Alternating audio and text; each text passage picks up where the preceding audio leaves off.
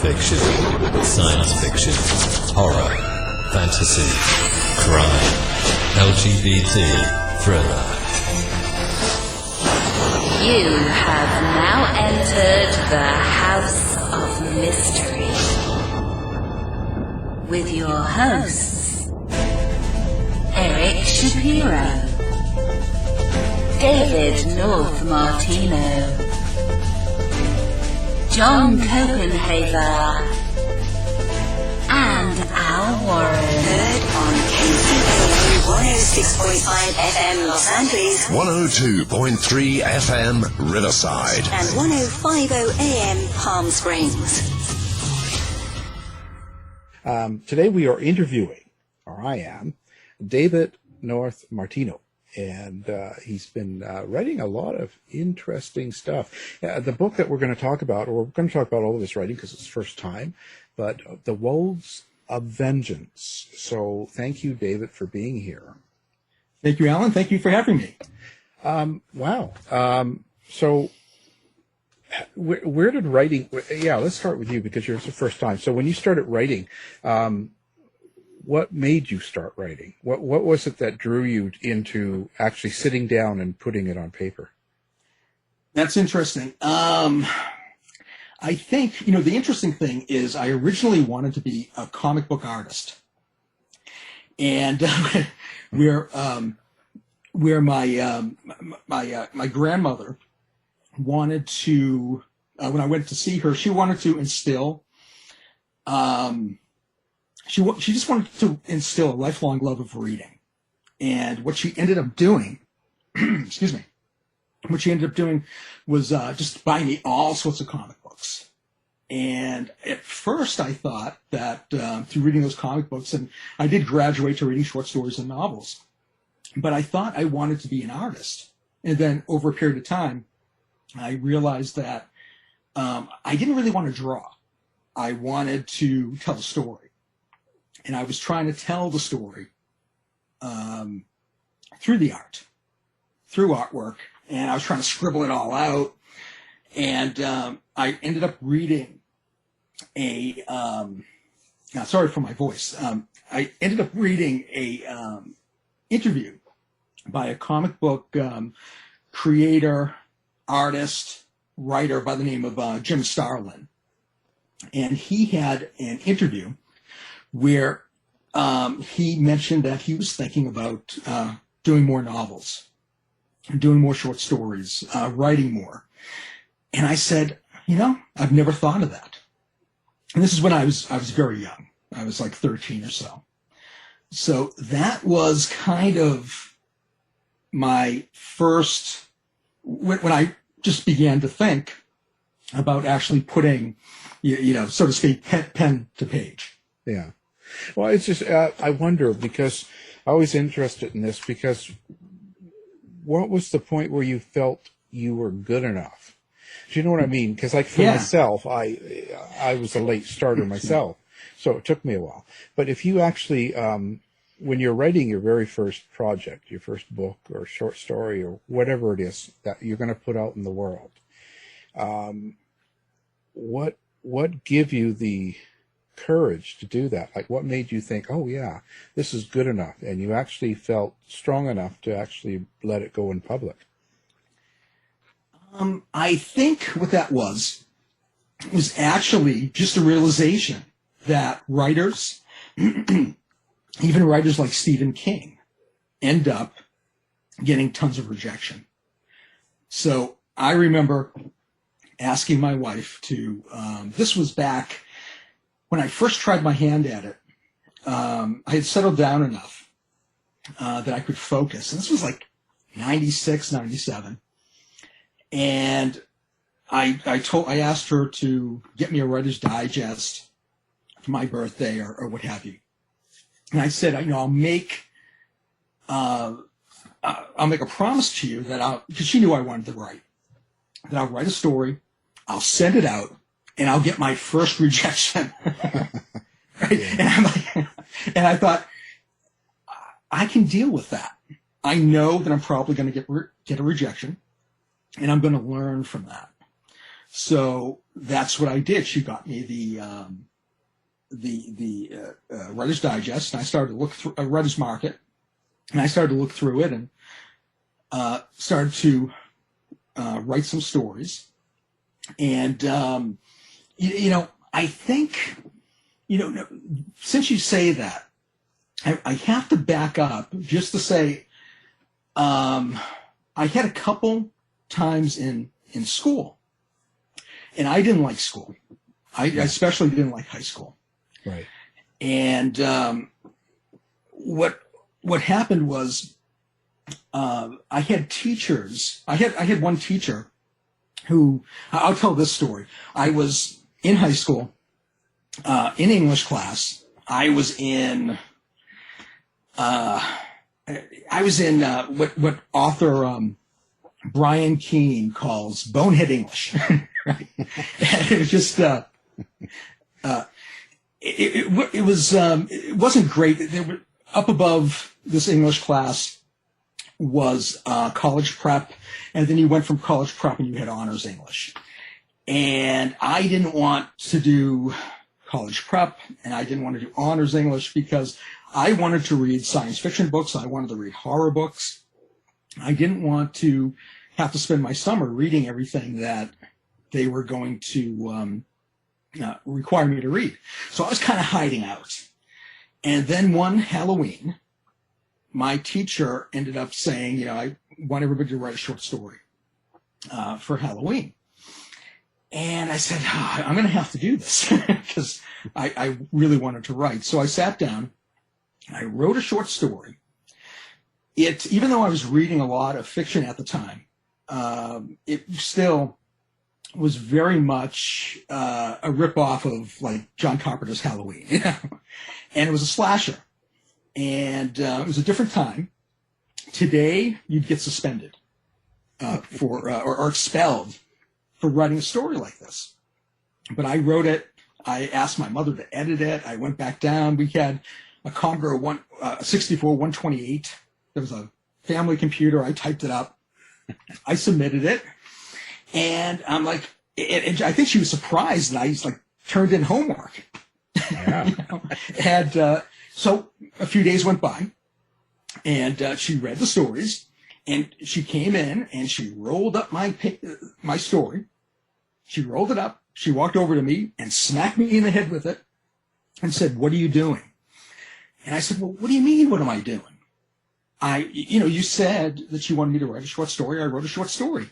She said, "You have talent, and you're not living up to your potential. You should be in honors English. You should be teaching this class." And I was like, "Oh, yeah, whatever."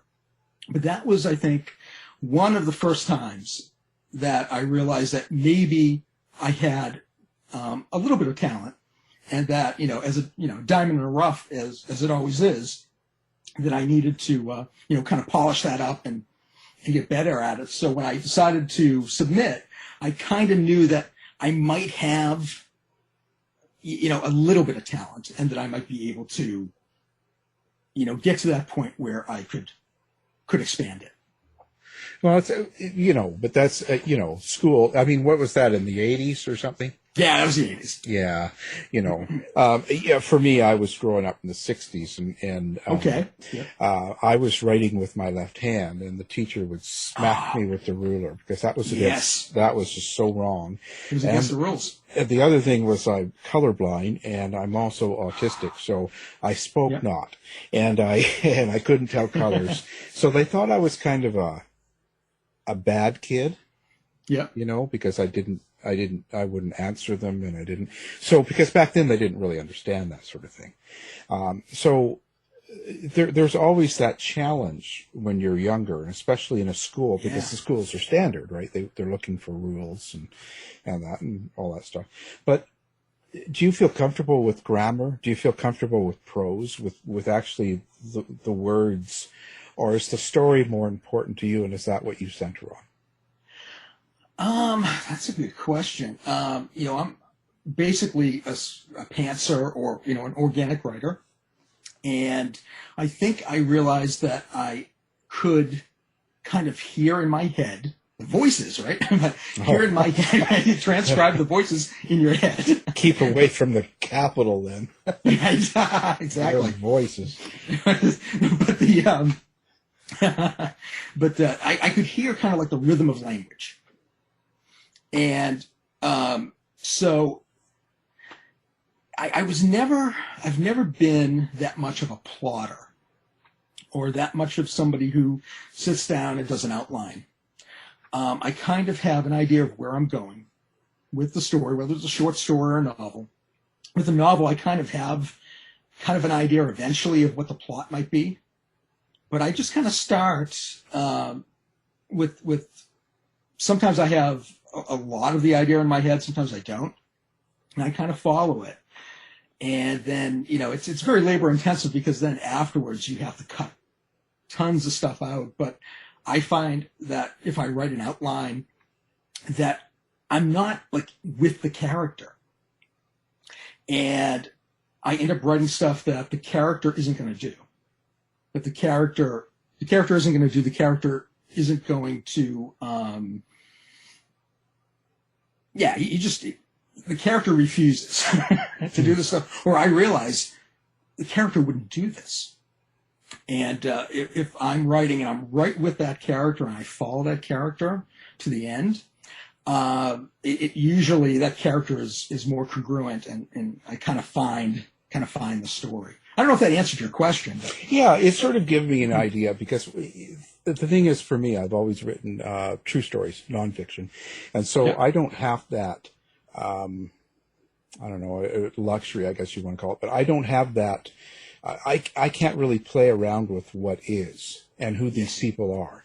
I can only find out about them and then lay it out there. So it's different. Exactly. So I'm interested in someone that like you. And so when I talk to a lot of people that write fiction, whether it's crime fiction, horror, sci-fi, all this sort of stuff. So I always say, so it's about your character or characters, but how do you develop them and where do they come from? And this is it's a full question because, I mean, I've had people on that have said that their characters are like their kids, like their family. They're people. They're real to them, so to speak, and they use them and they develop them and the whole thing. Like, it's really important. Some other people are not so much that way. They're so it sounds to me like how you're explaining how you write. You're not the outline and structure and all this, and then this. So this person does this and this, and they have to go through this. You're the character, and you're writing from that point of view. Correct. So where does that, so your character, first of all, where does that come from? Is that from, people you know, your family, or is it someone you've seen at a coffee shop or in a supermarket, or like? So how does a character come to you? Yes, but well, it's interesting. Sometimes the character will come fully formed, just in my head, and I don't know where they came from. Other times, I might be, I might use a composite, a portion of a character, like in Wolves of Vengeance. One of my main characters is Jack Amon. And Jack is based, in part, on a guy, actually from high school, who I didn't get along with. We almost ended up in a couple fistfights. We didn't like each other. But he ended up, a few years out of high school, he ended up dying of a drug overdose. And it put things in perspective a little bit for me. And I was like, wow, what was so bad in his life that had caused this? And I kind of wanted to write a story about a guy, and again, it's not him, but who, was probably, the character did criminal activity. I don't know if he did, but the character did criminal activity, abused drugs, abused alcohol, was a bully. And I wanted to write a story where he was able to turn his life around. And so at the beginning of his part of the story, he has turned his life around. But then he finds out that a kid that he bullied, and he didn't he kind of remembers this. There's like these wild animal attacks on his friends, like just his friends, from the old days at his old hometown. And he ends up realizing that maybe this kid who was into the occult, who cursed him, maybe this curse is coming for him. And he doesn't, of course, doesn't totally believe that exactly, but he returns to try to find out what's going on and to try to reconcile his past. So with his character is kind of based partially on this other character, this person who lived, who was alive, who I knew, probably partially on some parts of my own personality. I will sometimes, even if I'm having trouble hearing the character's voice, it didn't so much happen with him, but I'll think about a celebrity who has an interesting voice, and I'll use their voice in my head. So, so I pull. I usually do a composite. I just pull from different things from my old. I might take a part of myself. Let's say the part when I decided to go back to school. That was a different side of my personality, as opposed to the side of my personality that was rebellious. So I could take that rebellious side and kind of turn it into a character, because characters aren't fully fledged people. They're an illusion, because characters have to be very congruent, and people aren't always, and they have to be simplified.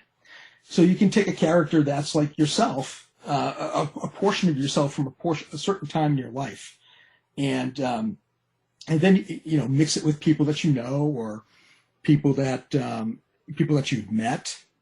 I had a short story published where I used partially this one guy that I worked for, who was he was a boot camp instructor, and he had a very strong personality, and he would always come up to me, North-Martino, and so I used him for a character who was running a security department, and so I pull from people I know, but I try not to use too much of that of one person, so that people don't know it's that person. But the part that you're pulling, like when you say, okay, so I pull a certain thing that out of this character, like there's something that you've come across about a person you might have known, and you take that part and you're going to use it in the one you're writing about.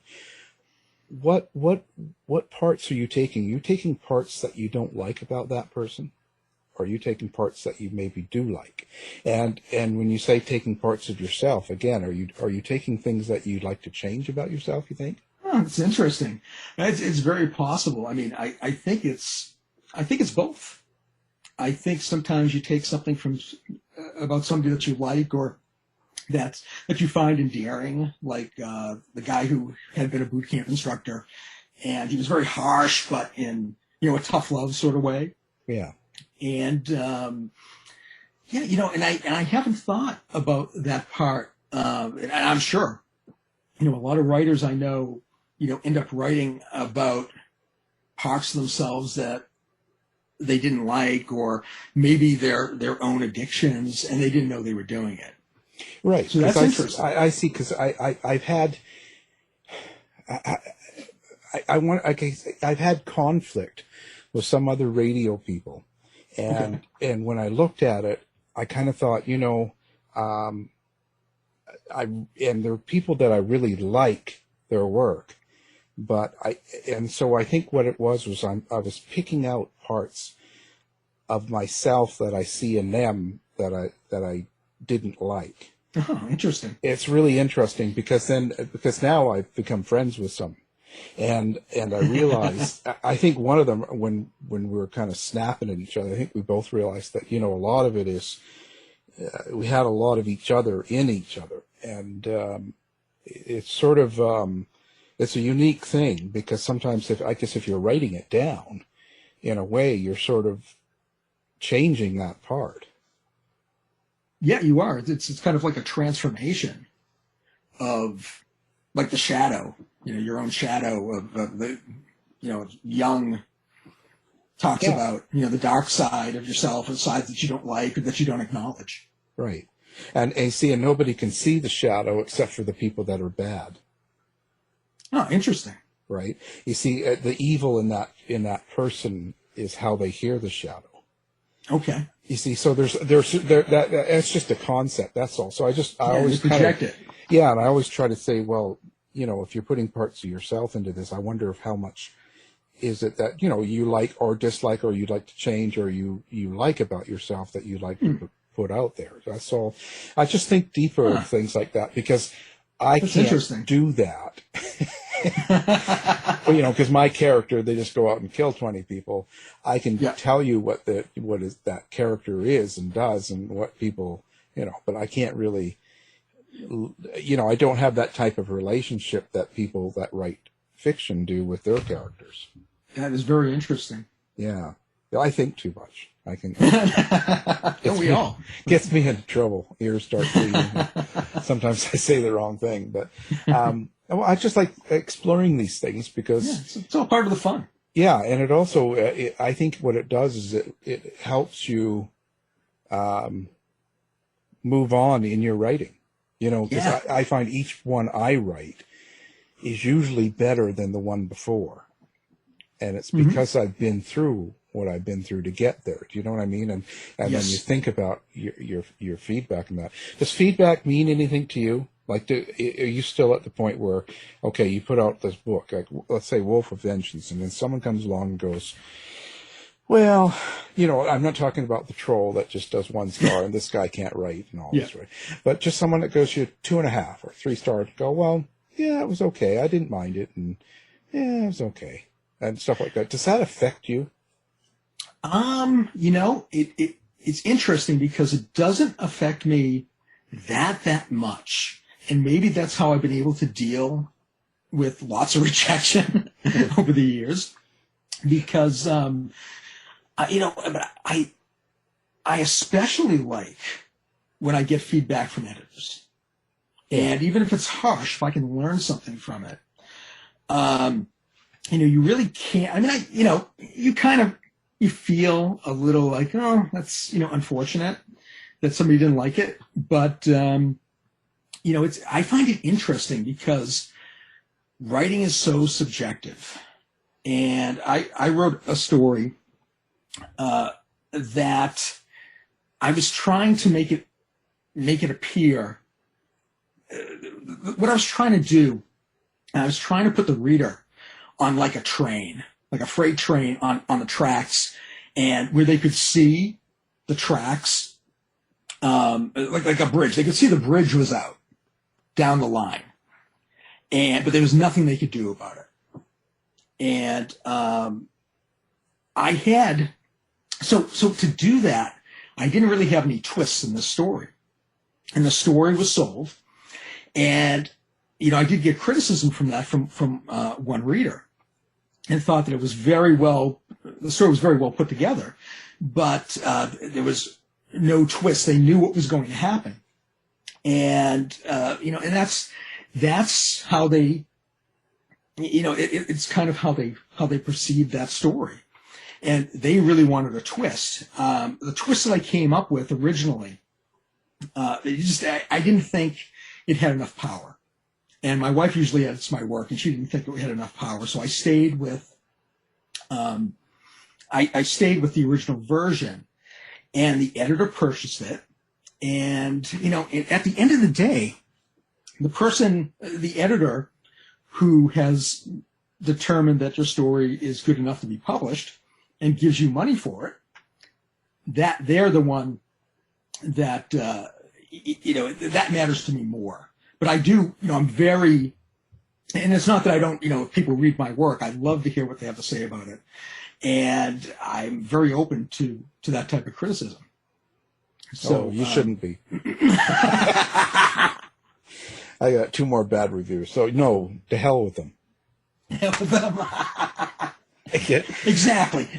You're right. You're right. I'm gonna take on. I'm gonna hunt them down. Hunt them down and get them. Well, sometimes it gets to me. But you're human. Well, the thing human. is, I'm not so much about my writing because I do know that I have my limitations. And that I've gotten better through the time. Everything moves on. But, so I don't care if someone says, well, there's just not enough, words for them, I guess. That's fine. But I'm kind of writing a report. I'm kind of writing a happening, and I try to put stuff into it. But, you can't take it too personal, I guess. No. And there's people that do want to, lash out, like they might be having a really bad day, or they might be having a really bad something. And do you like to kill people that you don't like? No, I asked that because J.D. Horn, right? He's a best-selling writer, and when we talked to him back in the spring, he was like, some lady pushed him in a line, called him a name or something, and he was just like, oh, okay, and then he took her and he killed her. In his book, he added her as an accessory character, but he made sure she had a really bad death. And so I was just wondering if I always ask that question because that fascinated me that people do that, and I'm thinking, well, I'm never going out to the coffee shop anymore because. Well, it's funny that you say that, and I just remembered this. I have a novel that I'm almost done with, and it was funny because like the third act of the book. I wasn't exactly sure where it was going, and I ended up having these neighbors move in because I had, they're no longer there, but we had neighbors move in. We live in a townhouse condo. I was going to say, did you kill them? Like what? Yes. I killed the neighbor. I created characters based on the 2 neighbors, and they were very loud, and they just had a lot of loud, wild parties. And I feel like maybe they were there for a reason so that I could put them in the book. But I did. I mean, every one of them, I didn't know exactly, like I only knew the 2 neighbors. I really didn't know their friends. So their friends were just kind of, just totally made up. And and I had them all killed. In a bad way. In a really bad way in the supernatural novel. And, well, I guess that sort of, that kind of helps. It's cathartic. Yeah, it kind of helps you get through things. I mean, but that brings me up, before I get into the other stuff, I was thinking,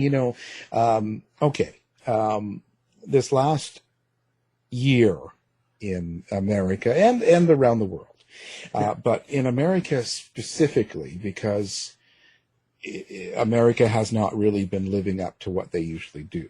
So, in a lot of different ways. But when you've got all this stress going on, you've got like the pandemic, you've got the nutball president, you've got the sorry if you like Trump, but if you've got like the Black Lives Matters and the riots. I mean, it's been a stressful year. Crazy year. So when you've got that going on, I ask this of a lot of writers. What happens to you in the writing part? Like, do you let that? I mean, I know you're not writing about pandemics and stuff like this, but do you let the stress and the unknown that's around you that affects you? Like, you can't turn on the TV without hearing it. You can't go on social media. Yeah. But so when that's going on a daily basis, does this seep into your writing? Do you think? That's interesting.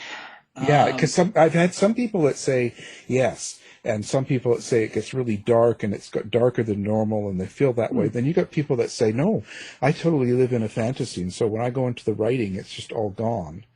And then you've got a few people like myself that you just kind of almost shut down. You for a day or two, you just can't write, right? So everyone's different. I was just wondering with someone like you. Yeah, that's It's interesting. I think I have two answers to that question. The first answer is that I ended up writing a dystopic science fiction story, and that I wrote specifically to send to Writers of the Future, because I've got some honorable mentions from them, and I wanted to, of course, see if I could win the contest eventually. So I wrote something, but it was dark. Yeah, it was dark, and it was, yeah. Yeah. And I guess too, I have been doing a lot more editing because it doesn't take as much focus. I've talked to some writers and stuff, and they're like, I'm having a hard time reading. I mean, I see this on social media. I'm having a hard time reading with all the craziness going on. And but I found that I didn't have to focus as much to do certain parts of the editing. Right. Whereas when I'm inside of a story, I really have to kind of get immersed. So yeah, it's interesting because I did that, and I also wrote a story. I wrote a story for Weird Tales. They were going to have a contest, but I think because of COVID and stuff, they ended up dropping it. And it was a very dark serial killer story. So yeah, I think now that you say that, and I'm aware of it, I think my writing has gotten darker. Yeah. I don't see how it couldn't. Right. Some of the people that tell me they don't, I sort of think, well, I guess it depends on your relationship with what the stress is and what the problems are. I mean, because if you're in a household and someone important dies or something goes on, it has to affect your mood. Whether it makes you sad or happy, I don't know. It depends on the neighbors. Maybe you're happy. Yeah. I think it's all channeled in. Yeah, I just don't see how it could not come out in the way you talk, the way you think, and the way you write. But I only ask the questions, but because it certainly affects me. I know it. I don't know, but hey, that's me. Well, now that you say it, it's sometimes until a light is shined on it, you go, wait a minute, yeah, you're not as my stuff is darker. You're right. Yeah. Boy, I've been killing everyone in this one. They've all got a disease. Well, you have to wonder, because you see, the thing is, when I look at the world right now and I look at things, again, I'm writing in nonfiction because I've done cult books and I've done things in conspiracy, and I kind of look at things and I see that these always take a huge spike when there's a lot of, there's a lot of insecurity. There's a lot of people that are feeling scared. A lot of people are feeling unsure. And when we feel that way, we head toward either a religion or a conspiracy or a cult, it could be, or whatever it is. We do look for something for comfort, right? We have a lot more people looking. And structure. Yeah, and that's kind of, and so I just wonder, with all of this going on, usually it would come out in what we do. It's just, anyway, that's deep thoughts. Yeah, deep thoughts. Well, it's very interesting. Well, it is, because I think it's good. I think it's good to evaluate yourself in that way. Absolutely. Because you come out of it with a better range, I think, when you do that. Absolutely. But I'm just a dumb blonde. What do I know? But I had hair, that was. Wow. Yeah. So, in editing itself, I find that it's mechanical. Yes. More so for me. And tedious. Yeah, for sure. God, someone gives you like a 80,000 word manuscript. Oh my God. But I do not do that. I have good editors involved. Oh, that's great. And that makes a huge difference, but I understand what they go through. And the editors are the toughest. The ones that kind of give you the most grief are usually the best, because in a way they're just making your book better. Absolutely. even though they're a pain. And I'm going to kill them in the next book. They try to bring out the best in you, especially, sometimes a chapter or a certain portion of the book may flag a little bit, and they try to bring that up to the level of the rest of the book. What made you choose to go into the darker elements, like these sort of and paranormal? So when you mentioned that paranormal fantasy, so supernatural sort of stuff, does that come from experience with paranormal yourself, or is that just out of the blue? A little. Of course, we're talking about the 80s, and the 80s were horror, right? Horror was king. Yeah. And it was literally Stephen King. And you might like the story. Here's something that happened that was weird. And I don't know. Yeah. Take it as you will. But so this was, I think, 1984. And I was probably 13. And a friend of the family, she came over. And she had a couple paperback books with her. And she walked up to me like in a very robotic manner. And she held these two books out to me. And she said, "Here, I think you will like these." And I said, I asked her, "I will?" And she said, "Yes." And then she handed me, I took the books, and she walked away, and it was kind of like nothing had happened. So I ended up reading the books, and one of them, there was a British writer by the name of Martin Thomas, and he wrote The Hand of Cain, which was like an occult horror novel. And he at least wrote one book under the house name Peter Saxon for the Guardians. It was a book called The Curse of Wrathlaw. And these were 60s books, late 60s. And they were, I think they were reissues that you could buy on the stand. Right. And the Hand of Cain was very cheesy, especially even by 1980 standards. It was really cheesy. Boy, but I really liked it. It was really interesting. And the other book, The Curse of Wrathlaw, was like reading a hard R movie. It was really out there. My parents always let me read whatever I wanted. That was no big deal. But it was really strange because I finished the books. I ended up seeing her, and I said, "Thanks for giving me these books. I really enjoyed them." And she said, "Oh, that's where those books went." I gave them to you. Yeah. And all of a sudden, it's like you hear the Twilight Zone music in your head. And I don't know if she was messing with me, or if that was Providence saying, go in this No, she's a heroin addict. Yeah, that's right. Yeah, exactly. Exactly. No, I mean, I'm open to all possibilities, but I mean, she was probably stoned. That's very possible. Probably didn't even know who she was. She thought she was giving the books to Jesus. And yeah. But it makes a good story, right? Well, yeah. No, I mean, weird things happen, but that's sort of... That's the thing. So, yeah, I mean, I've, of course, the 1980s were filled with, what was it? I'm losing it. What was really big in the 80s? I can't think of it. Slashers. Well, slashes were, but kind of a different type of the occult.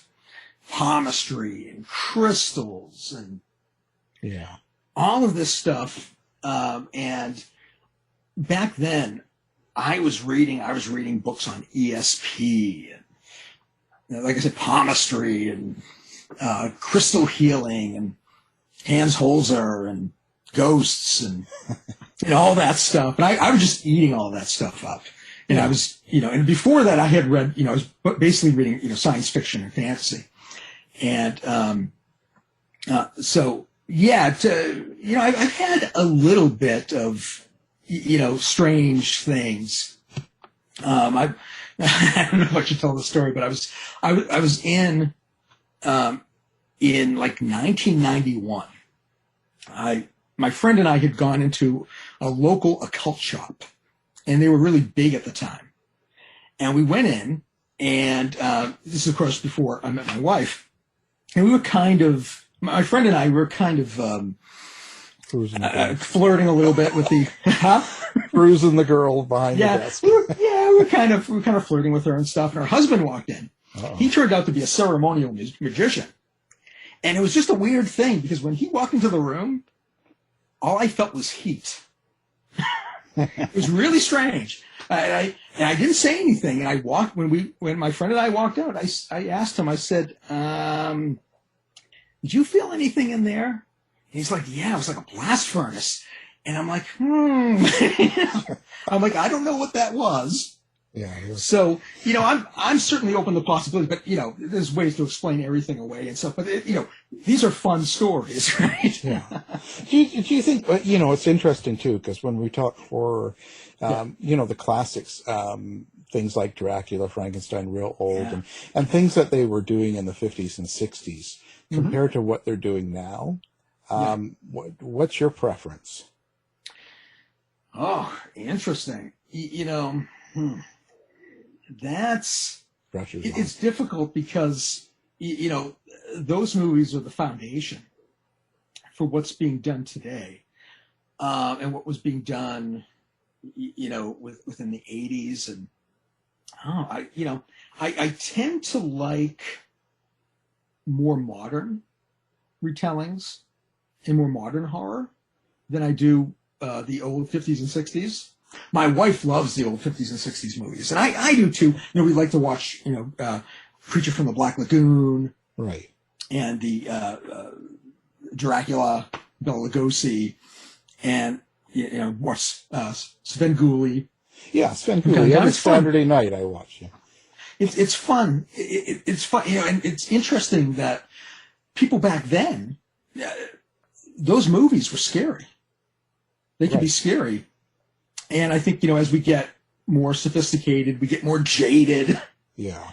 There needs to be a greater level of horror.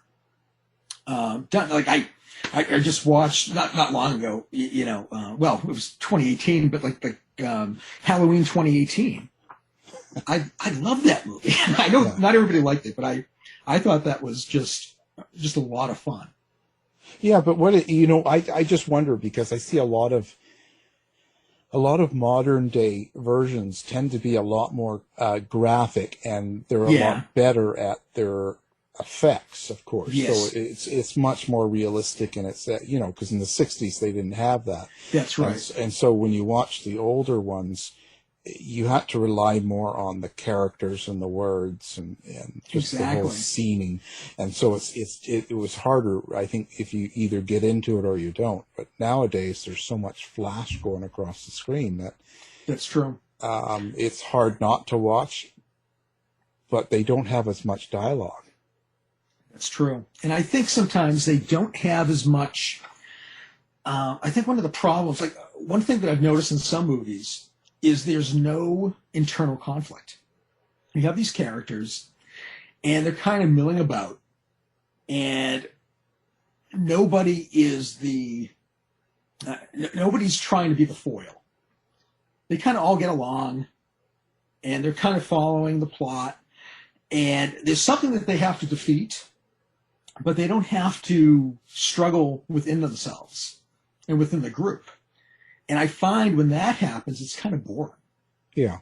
And I've noticed that with some more recent movies, is that there's no real struggle with characters who are saying, well, no, I don't want to do that. We need to go and do this. And, and having a character who might say, well, I'm out for myself. Yeah. I've noticed that some movies have lost that. Well, I think if you don't have that, then you're not going to get to know your characters. No, they're hollow. They're just there. Exactly. And it won't matter as much when you cut their head off. Exactly. You want to feel for those characters. Yeah, or you want to laugh at them and you want to say, good. Yeah, exactly. You want to just with a villain, a good villain, when the villain dies, you cheer. And it's the same thing when an annoying character in a horror movie gets offed. It's part of that vicarious pleasure of a horror film. Well, but I think there's also a lot of pressure. Like if you're on, with Netflix and with all these streaming now, everyone's trying to fill their time and the schedule. And so there's a lot of generic characters being used over and over again. And that might be a problem. But if you're under the pressure to do a lot of writing, you kind of have to maybe. But the other thing I found of some of the modern days is driving me nuts. And this is probably just because I'm older. But they write into an old show, or like a show that's something that's happened in, 1898 or 1910. And then they're doing things like "sorry for your loss" as their lines, and things that they would never say back then. Yes. Or "thank you for your service." It's like they didn't say that to you in 1910. Come on. Yeah. It doesn't fit. Like the characters are speaking 2020, not 1910. Yes. And I've noticed that. But I think that's age. I noticed that in the original Wonder Woman movie. You had Steve Trevor, and it was a fun movie, but you had Steve Trevor talking basically about divorce. And making it seem like people didn't get divorced in the First and you World had to War. get permission. The other spouse had to give you a divorce. So I know, it drives me nuts. Well, the second one, have you seen the new one? Yes. Oh my God. And you know what drives me nuts? I mean, people pick out all sorts of stuff, but you know what I pick out? Mm-hmm. Okay. How come Wonder Woman has an accent? But when she's back on Amazon, none of them have that accent. And then when they go back to her childhood, when she's a kid, she doesn't have that accent. So how did she get that? See, things like that bother me. And a lot of people go, that's silly. Don't worry. But no, it's not, because what happens is I get focused on that, and then that's all I think about, and then it ruins it. That's just me, I guess. But it was a bad one anyway, so it doesn't matter. It was a mess. Yeah.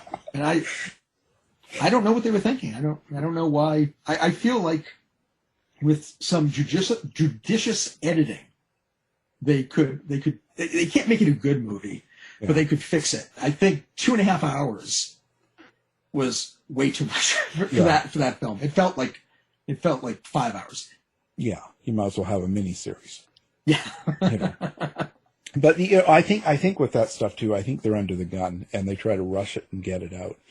And they're under pressure, and nobody checks. I mean, that was the same as the, with that dragon thing on the HBO, whatever, the Crowns. Remember it?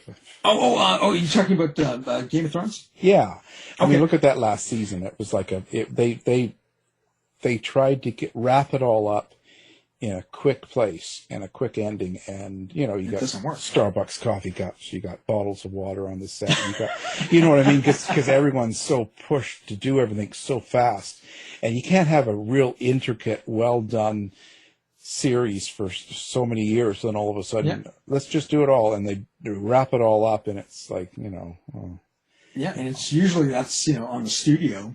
Yeah, of course, it's a combination of stuff, and it's just but it kind of ruins it. It's okay. You kind of go, well, yeah, it's okay, but it wasn't great.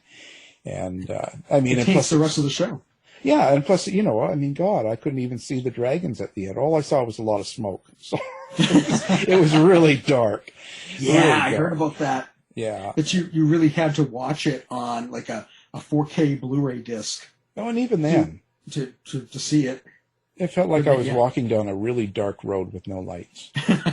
It wasn't comfortable. So, I don't know, but again, there might be the pressure. So, who knows? Yeah. And that's probably the pressure to get it done, wrap it up. So here's the hard question I always ask. Okay. So when you write the book, so Wolves of Vengeance, for instance, so you write it, finish it, put it out there and stuff. Someone like me goes out, this looks interesting. I buy it. Okay. Take it home. I read it.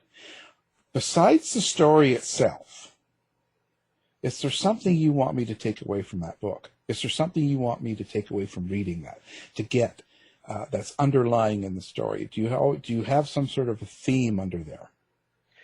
I usually do, and usually those themes come out maybe subconsciously at first, and then as I notice them, I kind of try to build them up and make them a little bit more prominent. I don't like to ham-hand it and to ham-fist it and beat somebody over the head with a theme or a moral or something like that. But yeah, it's interesting. With wolves, I think it's kind of, I don't know. I guess with that story, it's this idea of the feeling of a new beginning, the feeling of moving past your past, really. Getting to that point where you're able to put your past into perspective, put the bad parts into the rearview mirror, and kind of drive forward into a new day and kind of a new beginning type thing. And I feel that when you read, you're so close to the character when you're reading as opposed to film, that when the character has a transformation, you also have that transformation as well, if you're open to it. And so it's kind of like allowing people to, get rid of, maybe that shadow, the stuff, that baggage, and to move forward. Yeah, kill their neighbors. Yeah. So they can move forward. Get out of town before it's too late. Now, website. Do you have a website, or do you have a place that you want people to come and stalk you and yes, do things for you? Yes, exactly.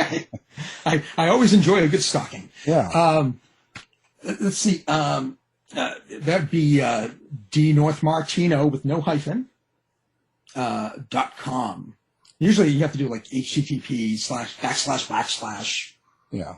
And that's my blog. Yeah. And that's a good way to kind of find what I'm doing, and I try to update it. I've fallen out of updating it because of the pandemic, and I just fell out of it. But yeah. So do you have like swear words and dirty pictures on there and stuff? Yes. Perfect. a full list, and you can just rifle through all the stuff. And yeah, it's going to be on my favorites now. Well, I appreciate that. Yeah, no. So what we do is we will put your book, your blog as well. We'll do all that up there so it connects to our website, so people listening can do one click and they can find you. And by all means, please, he's looking for, now David would like as many 1-star bad reviews as possible. Yes, exactly. Go all out. Say the worst things you can say. Get banned. Go for it. I welcome it. Yeah, there you go. Then you have more people to kill in the next book. Yeah, exactly. You will die in my next novel. That's right, and it's not going to be pretty. Well, great. Now, your last book out is called Wolves of Vengeance, and our guest has been David North-Martino. Thank you for being here. Thank you, Al. I really appreciate it. To find out more about our show, guests, or to listen to past shows from our archive, please go to www.houseofmysteryradio.com. Show's over for now. Was it as good for you as it was for me? Well, good night. This has been a production of Something Weird Media. I'll be back.